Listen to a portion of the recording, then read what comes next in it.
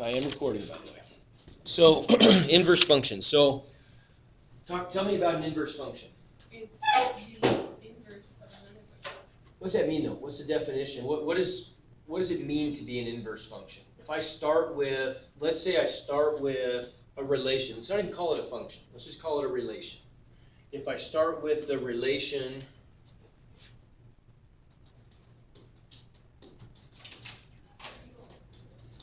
Mr. Oya, can I borrow a comic?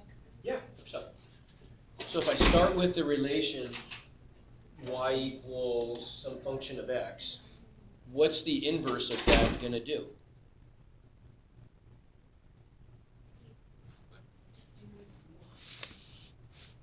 So let's take an example. Y is just be negative 1 over y. Let's take the actual example. F of the function f of x equals a cubic. Let's do one in the book here. Let's do 2x cubed minus 1. I want to find the inverse. What do we do?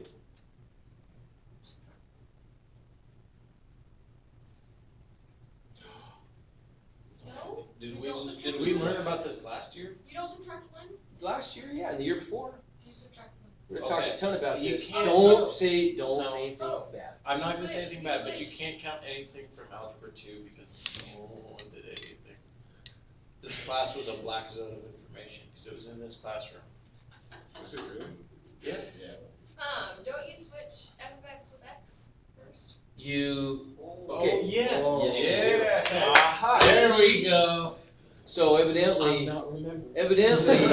you were shown what to do. And Wait, the what you only just- one that wasn't. Yeah, Yeah, I'm yeah, getting yeah. the black void of emptiness of knowledge or whatever. What did you say? Okay, just don't. I didn't Okay, say so the teacher's anyway. name. So here's a simple. We'll start with a simple set of rules for finding the inverse of a relation, but then we want to reverse engineer this to really uncover the theory behind it, because that's the important stuff, right? I mean, like, what I would tell my normal algebra 2 students would always kind of start by saying, okay, here's the recipe you follow. Step 1, you're going to rewrite f of x as a y. Oh, but And then you switch around the y, the x. and Step then 2 is solve you for flip x and y. I'm going to change colors because we've done something interesting there. Whoa. do rainbow. Right? What's that? Do orange next. Yes. Oh, okay. Please. Okay, so then now step 3 is we're going to solve for y. Yeah. Okay, so if we solve for y, you guys can make this quick. What are we going to get if I solve for y? You 1 get, plus. the cube root of. Okay, I'm going to add the 1 to the other side, right? X. Yeah, plus 1. Then I'm going to divide by 2, Yes. and then I'm going to Cube root. cube root. Okay, do I need a plus or minus? No, because it's cubed, not squared. Exactly, because it's an odd root, I don't need a plus or minus. And then nerd. Michelle! How'd it go? She's here! Where's cookies? Hi, It Michelle. went. It went. Michelle? and one. You're here. I think you're great, Michelle. How did it feel? So How did it do. feel to be in control of with the bell ring? Yeah. Literally, this morning, Dylan was like, so where's Michelle? We're just like, AP Gov. It's like, she's the only one. We're like, yeah, he's like a good example of the role. What did he say? Like The the role. one on the many. Yeah, the effect of the one on the Who said that? Johnson. Oh, okay. Sitting there. All right, so then our inverse function, right? We could write that, here's our original function, right? That's where we started. This is fine. And where we ended up was the inverse function, so we adopt the inverse function notation, is equal to, Wait, the you didn't cube change root. colors. well, no, because that's different, it's the inverse, right? Well, you can change it again. This is being recorded, True. right? It is being recorded, yes. Yes. You missed a ton of stuff in that first few minutes. Yeah. No. You're Close fine. the end though. You're I fine. have to write 3 essays. Okay, No, 4. I so, have to write 4 essays. so if we, 3 minutes ago.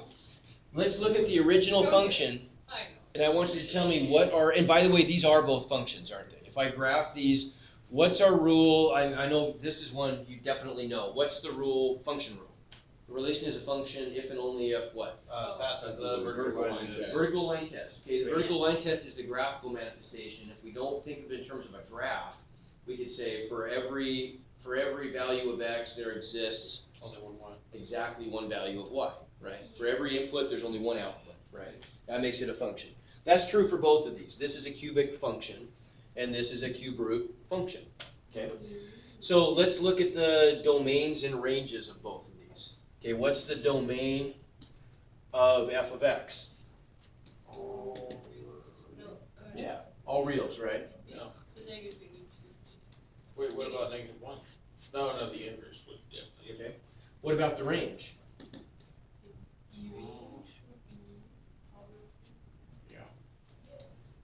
Okay, and down here, we get, for our inverse function, the domain, Negative infinity to, -1, no, all right.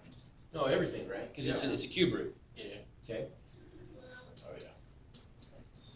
Does that make, okay, when I say it's a cube root, it's everything. You understand why?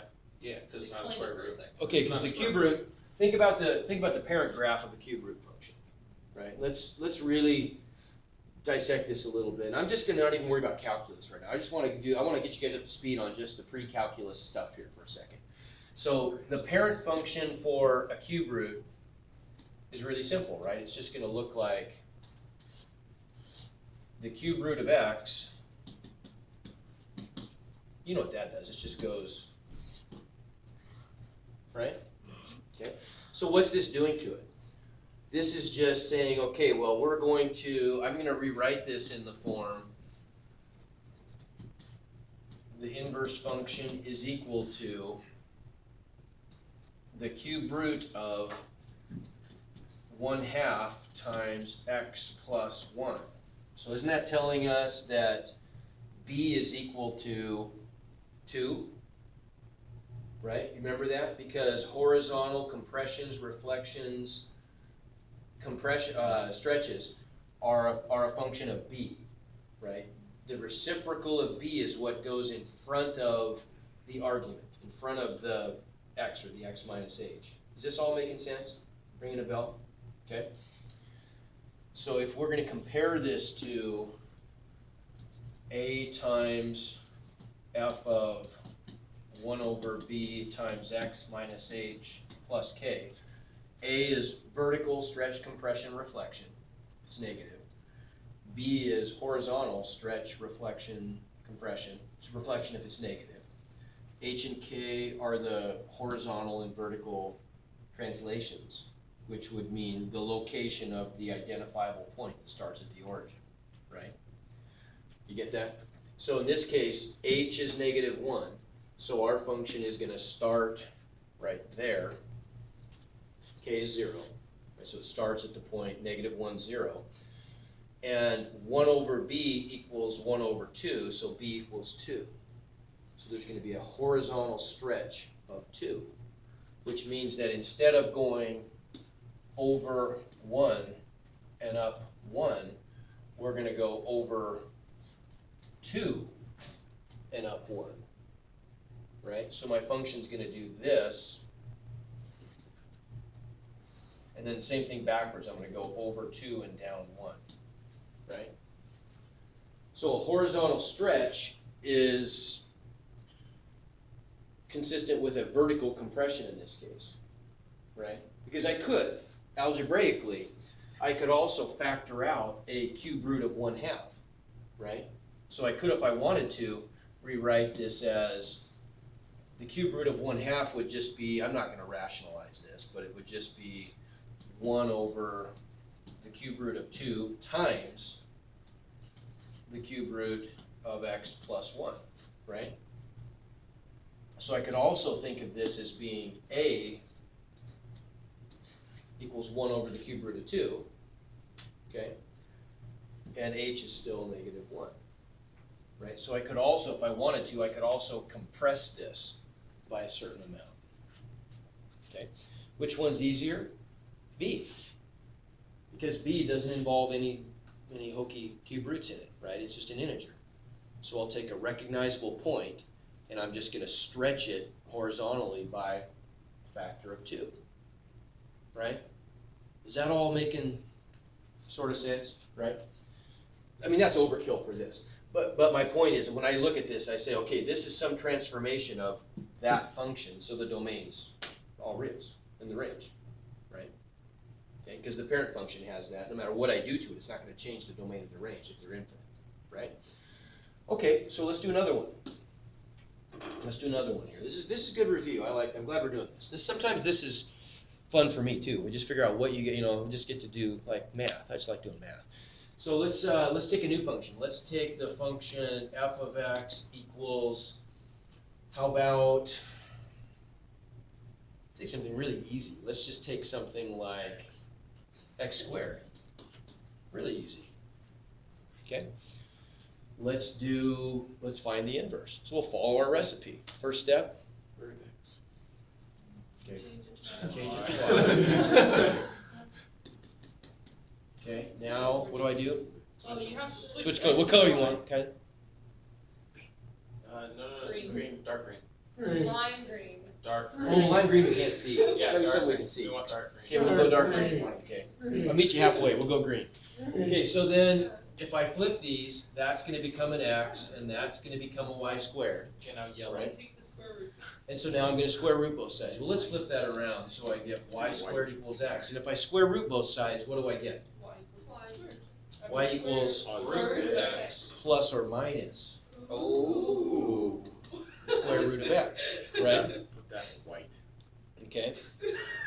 Right, so we've got, now let's think about this, right? We want this, if we want these to be functions, this brings up another issue, right? We know that both of them have to pass the function rule. Graphically, that means they're gonna pass the vertical line test, right? So let's look at, here gives me an opportunity to remind you about what the graphical symmetry is of inverse relations, right? Because I guarantee this is something you didn't learn. I want to show you. This is my own little trick that I really like. I want to pass this on to you. Wait, can you change the background of the thing so it's not I- white? I could, yeah. Okay. Good, we could do lime green? Okay, next time, we'll try that. I've never thought about that. That might be kind of We'll do cool. some We'll do like a, Academy, yeah, which is contact Yeah, which is all academy. black, that Yeah. might be good. Okay, Yeah. so next time we do something here, I'm gonna try to remember to tweak this so we can do it that way. You'd be able to use a lot more colors. Yeah. I would, that'd be kind of fun. No. It'd be like day glow You kind too. of do It's like gonna a be dark black. gray. Wow, I'm liking this idea. That's good. Okay. Good one. He was like, oh, it's. Oh dear. All right, that one, you know what would make that look really good? What's that? Black background. Yeah. I agree. Okay, so let's start off with the original function, y equals x squared. That is a function, right? Okay, so that's one that we know what that does. It just goes over one and up one, right? It's gonna do no big deal. Okay? Okay. Now, what kind of symmetry? Inverse relations have reflective symmetry over what line? No, No. white. What? No, it's the The origin x and y Z, equals x. whatever the. Y equals x. Okay, that's not z. It's not Z, it's something else. Z is a different axis that invokes another dimension, but it's the line y equals x. Oh, I said that. Now, the letters. Just go through the alphabet. so Hey. doesn't that make sense though? Because let's think about this. I want to pull all this stuff together. Think about what happens when we go through this process of writing the inverse of a relation. What did we fundamentally do? The only really important step there was we flipped x and y, right? Everybody agree? So that is, by definition, what inverse relations, how they're connected, is that the domains and the ranges have been switched, That's what right? would. Okay, so let's just take let's take a concrete point and just show that this symmetry has to exist then, right? So if we take the blue point, let's say the blue point is gonna have coordinates over 3 and up 1, right? What is the inverse of that point gonna look like? 1, 3. I'm gonna go over 1 and up 3. Okay, well, what do you notice here about those 2 points? If I had drawn this accurately, they are reflections over that line. Now, hold your head so it doesn't explode. The line, the equation of the line is y equals x. right? Is that an accident? No, it's not, right? They have to have symmetry over the line where the y and the x values are the same because we're interchanging the x and the y values. Think about that outside of class a little bit. Ponder that. That's a pretty cool relationship. And if you really think about that and kind of that, you get that to the point where that is really, oh, I got it from this direction and that direction. Okay, then you know something important. Okay? Wait, does it work if it's like negative x and y? What do you mean? Like, Yeah, oh, yeah, like if we take a different point, like let's say we take the point -1, -3. Sure, it works. So we're going to start off with -3, -1, how about? Okay. So if I flip those, that means I'm going to have -1, -3, right? Well, -1, -3 is, what do you know? What if you had like -1 and then +3? Okay, let's do that one too. Okay. Okay, let's do the point -1, +3, you're saying? So right there? No, you're gonna crack it. Well then, I would have to have 3, -1, right? So I go over 3 and down 1. Hey, So you what? don't change the negative. That's what I was wondering. You don't do -3 when you do 3 negative. 3, -1, Okay, because we're just making switching sure. x and y. Yeah. That's what I wanted to see. Okay? Make sense? Wait, let's keep doing that. Right? Okay, you get the idea though, right? The line of like x equals y, what if it was like y equals -x? Does that not? That doesn't work. No, That's different. Yeah. Oh, that's different. oh, so, okay. You ready for this intelligent connection, Mr. Oya? Okay, yeah. Okay. Okay. So if you, right now it's being reflected over the y equals x Mhm. line.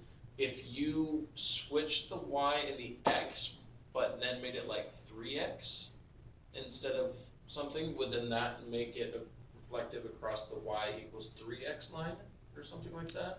Yeah, but that's not, you're right, but that's not a transformation. That's a transformation in some context you might want to do, but Right. not in this context. In this context, because we're looking at We're just looking at pure inverse. we're looking at inverses, which is a Right. really important relationship. I mean, that's a Yeah. really important, because think about in math, to put this in some context, we use inverses all the time to isolate variables, right? We did it before. Like you guys did it right up here, didn't you? When we solved this equation, how'd you unlock that y cubed? Cube root. How come? Inverses. You'll see why. So that's That'll the- all come that's together the today, origin too. of cube root is. Well, it's, what, I mean, roots. that's like saying what came first, the chicken or the egg. I mean, you could say that the cubic functions, that the origin of a cubic function is cube root then also. I mean, it goes both ways. There's no preferred function with inverses. It's not like one of them is the original and the other one's the inverse. It goes both ways. They're inverses of each other, right? So it's just a relationship between the two. But it's something that we exploit all the time when we're trying to isolate variables, right? And I'll come back and I don't want to interrupt my train of thought too much with what we're doing right now, but we'll come back in a second. The culmination of these two examples is going to be a really basic test for functions that has to be passed, functions and inverses, to see if they are inverses of each other.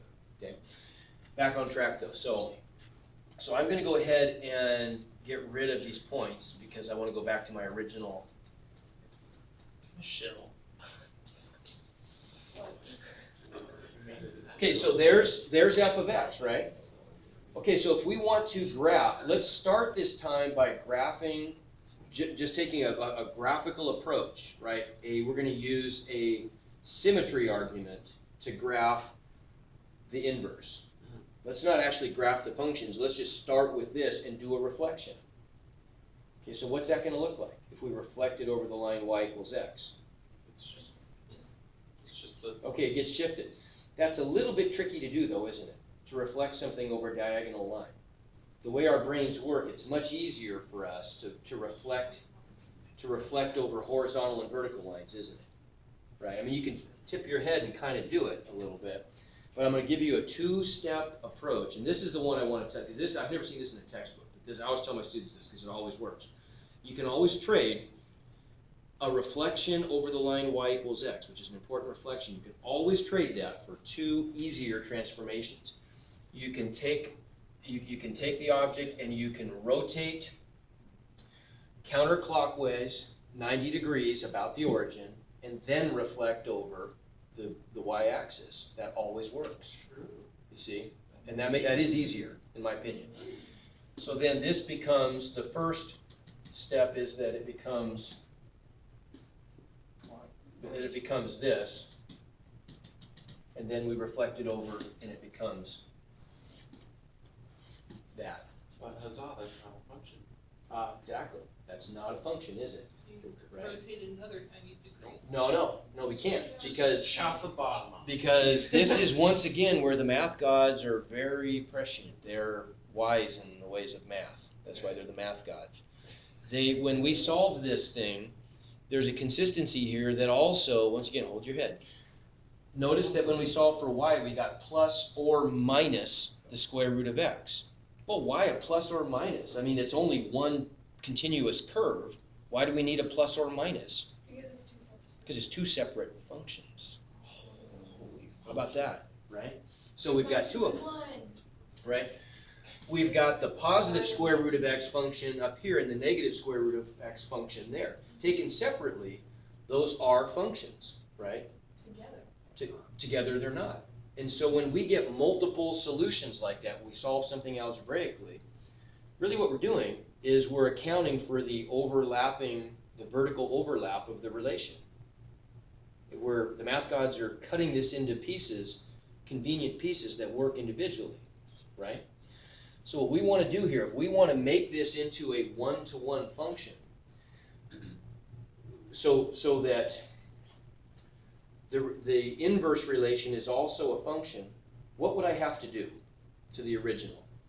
Like what do I want to do to the red function to turn that into a single function, to turn that relation into a single function that works? What would I do? Erase the bottom, yeah. Let's just cancel out the negative, right? Which amounts to doing this. We'll just erase that guy, right? Okay, but now this red function is no longer directly related to the blue one, because any change I make to the red necessarily has to be transformed into, it has to propagate into a change in the blue also. So if I'm erasing the lower half of the red, that corresponds to going back and erasing what part of the blue? Right side. The left side, right? Okay. It's on the negative side. And so we got to go back and do that. How come? Well, because in order for a function, for a relation, let's start with the function. In order for a function to have an inverse that is also a function, that means that this has to pass the vertical line test to even be a function. But its inverse has to pass the vertical line test, right? Well, think about what the vertical line test, the vertical line that we're applying to the red function. Think about, think about how that would have manifested for the blue function. If I take that vertical line, right, that's cutting through, perpendicularly through the axis of symmetry of the red parabola, and I reflect that along with the red parabola backwards over the line y equals x, what does it become? Horizontal. A horizontal line. Aha. So then, do you see where I'm going with this? Then if we want to have a function that is going to be guaranteed to produce an inverse that is also a function, not only does it have to pass, obviously, the vertical line test, it also needs to pass the horizontal line test, right? Because that's going to propagate into the vertical line test of the inverse, right? Okay, so in mathematical terms, what that means is the function needs to be one-to-one. It means that for every value of x, there is going to be a one-to-one correspondence between all of the values of y and the values of x, right? Does that make sense? So the original blue function, y equals x squared, was not one-to-one. it was many to one. Because I could have put in -2 or +2 and gotten back the single y value 4. That doesn't mean it's not a function. It's a function. But it's a many to one function, right? Well, when I take the inverse, that many to one function becomes a one to many non-function, because that violates the definition of a function, right? So we got to make it one to one. To do that, we had to truncate or limit the domain, right? Now it works. Here's what I wanted you to see though. So if we go back then to the original function, what is our domain now that we've trimmed things so that we get this one-to-one behavior? The domain of the blue function is what? Yeah, greater than or equal to 0, right? Man, I did one thing that I didn't want to do here. Darn it, anyway. Shoot, let me do one thing. Let's say, okay, I want to make one little tweak to this. One little tweak. We can do this real quick. So what if f of x is x squared plus 1? Okay. What is f inverse going to be?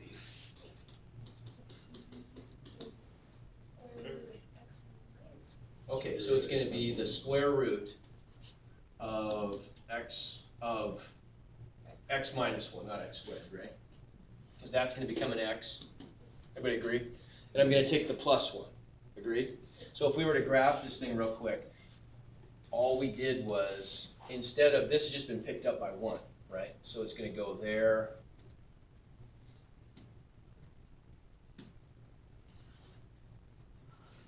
Right? And we're going to erase, if I reflect that over the line, we're going to get something like,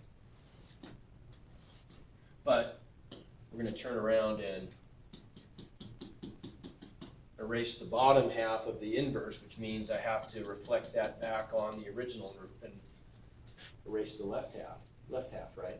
So what's that make the domain of the original f of x then? Still 0 to infinity. How about the range? 1 to infinity, right? Everybody agree? Okay. How about down here? What's the domain? Uh-huh. And the domain of range is. So what was wrong with the other one? Right? What was wrong with the other one? Because the domain and the range were both going to look, you wouldn't be able to see that they map. See what they do? Yeah. They do this. Which is what they have to do, because that's what an inverse does, right? It flips the domain and the range. Okay? So then, this brings us to our test for inverses. If f of x and g of x are inverses, right?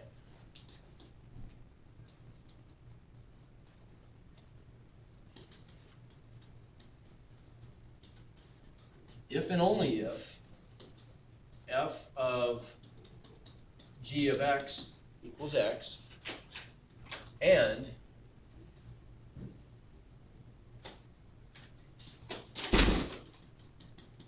g of f of x equals x. Okay, that didn't work. Just to verify this, that didn't work with x squared, right? If we say f of x equals x squared and g of x equals square root of x, for example, doesn't work. Because let's try this. What is f of g of x? That's going to be the square root of x squared, which is x. So far, so good, right? But g of f of x is the square root of x squared, right? Plus or minus. Which is absolute value of x, right? So it fails. It's not true unless we impose this, right? Now it works. Because now the absolute value of x is just equal to x, because x is already non-negative. Isn't that cool how that all comes together? I just love that about math, how it all just kind of all, converges on the same resolution, right? Okay, so where are we with this? How much time we got? 10 minutes. 10 minutes. Oh, okay, that's good. That's good. So read the book on this one a little bit. Just go through and review it. Should we do that right now? No. Okay, but here's something that's really cool. And I want to see if there's a way I can just kind of demonstrate. Let me think for a second how I can demonstrate this to you. Oh, it'll be nice in future years when I've got everything set up in all my classes so I can not build curriculum, but just focus on teaching every day. That'll be so nice. But it'll maybe be more boring for me too, though. Why are you not a college professor? Oh, I've taught college classes before. This is fun to me. I mean, this is honestly, unless you're teaching at a certain college, you'd never would have this many super advanced people in one classroom in college. This is a pretty high level calculus class, honestly, in terms of the thinking that goes on. So how about, all right. Let's look at, I'm going to start with a concrete example again. This will be good. Okay. Let's look at,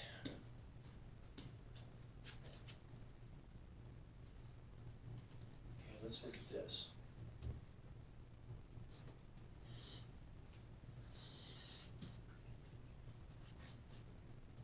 Let's take the function f of x equals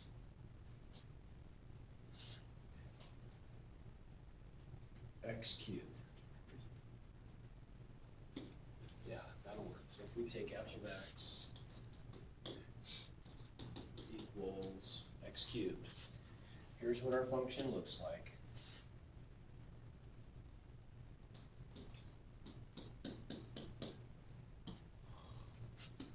So it goes through the point 1, 1, it goes through the point 2, 8, right? And then it does some stuff on that side too. Okay, let's do a little calculus on this. Let's find the value of, let's find f prime of 2. Okay? So what's f prime of x?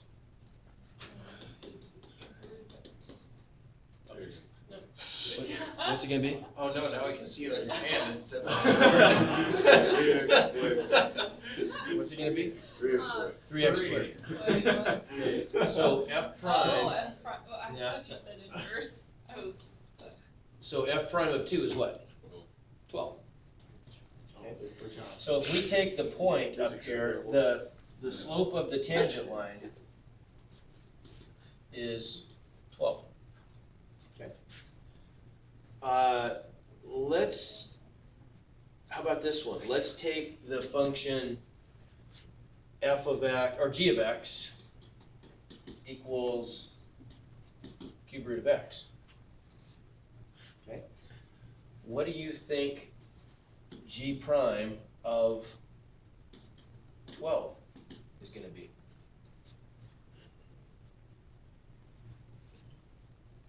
Actually, I mean g prime of 2. 2. 112? No, that was just. no, hang on. I mean g prime of 12, actually. Of 8, sorry, not 12. And that didn't sound right. I knew something was off there. Yeah, there we go. G prime of 8. What's that going to be? Well, 2. by symmetry, what do you think it's going to be? Here's our line of symmetry, right? Kind of. There it is. Okay. And our function, the cube root function, is going to go through that point, and then we're going to go over 1, 2, 3, 4, 5, 6, 7, 8, 12, or 8, right? Down here to 8. And it's going to go, right? And at that point right there, here's going to be our tangent line. Well, those tangent lines would have to have symmetry about that line too, wouldn't they? Right? Because the tangent lines are properties, in a sense, of the of the lines, right? They're connected to the lines. If I were to focus in, I mean, if you think about tangent lines, really, if I were just to zoom in on this, the curvature would go away and it'd look like a tangent line, right? So they have to have that same symmetry. Okay, so then what's going to be the slope of this line? What's it going to be? 2. Can't be 12. What did I maybe I heard wrong. What's it going to be? 112. 12, yeah. Yeah, 112. That's right. Okay. Yeah. Why don't you ever say anything? I said 112 at the very beginning. I wish you'd provide me. Did you think I said 12? I did. I Yeah. said 12. Yeah. I was wondering if maybe I heard that. Yeah. Okay, so then that would have to be 112, wouldn't it? Right. Yeah, what? Right? Okay. And we can think about that. Way you could just kind of prove that to yourself would be to say, let's take 2 points that define a slope triangle, right? Well, those 2 points, if I flip the x and y coordinates of those, instead of rising by 1 and running by 12, well, then those points would orient themselves so I would rise by 12 and run by 1, right? And vice versa, okay? Okay, that's interesting, right? That allows us to do some cool stuff. What if the inverse of a function is difficult or impossible to calculate? Okay, then I could find the derivative of the inverse function at a certain point by just by taking advantage of this relationship, right? So in calculus, we come up with a pretty powerful relationship. It's kind of arcane, but it's something that we can occasionally use. So we could say this. So the whole thing would be if let f be yada yada yada differentiable on an interval I, just meaning some convenient interval, right? Other places maybe it's not, but here it is. If f has an inverse, I guess it would have to have an inverse, but it may be really, really difficult to find, so much so that it's not worth doing.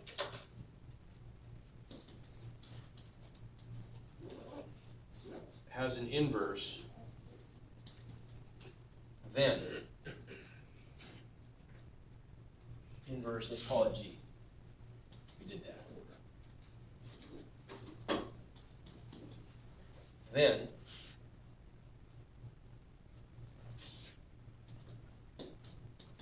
G prime of x is going to equal the reciprocal of f prime of the cousin point, right? The point that goes with that in the inverse. So it's going to be 1 over f prime of not x, but g of x, right?